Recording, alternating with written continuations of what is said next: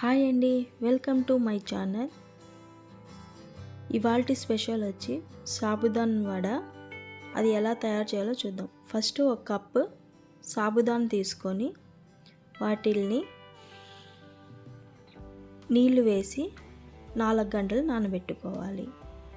తర్వాత బాగా నానిన తర్వాత అందులోకి ఉడకబెట్టుకున్న బంగాళాదుంపలు వేసి బాగా చిదుముకుంటూ వాటిల్ని సగ్గుబియ్యంలో కలుపుకోవాలి.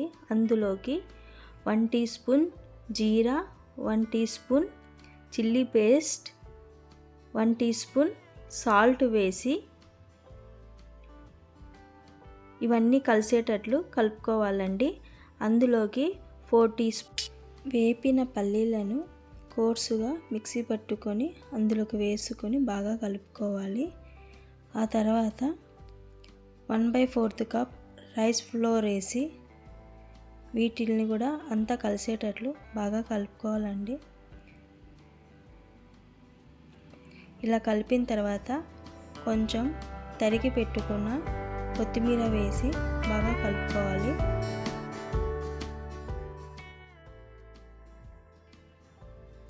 ఇట్లా చిన్న బాల్మైన చేసి నేను చూపించిన విధంగా చేయాలండి. ఇట్లా వడలు చేసుకొని పెట్టుకోవాలి.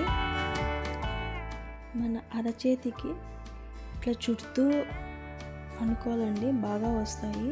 నూనె కాగిన తర్వాత అందులోకి ఒక్కొక్కటి నిదానంగా వేయాలి.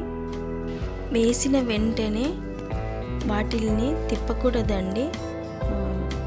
కడాయికి కింద అతుక్కొని ఉంటాయి. ఒక 10-15 నిమిషాల తర్వాత తిప్పుకుంటూ కాల్చుకోవాలి. అప్పుడు సగ్గుబియ్యం అనేది బాగా ఉడుకుతుంది.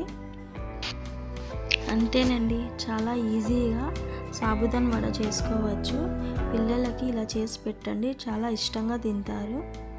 అంతేనండి. నా వీడియో నచ్చినట్లయితే లైక్ చేసి, షేర్ చేసి, సబ్స్క్రైబ్ చేసుకోండి. Thank you for watching.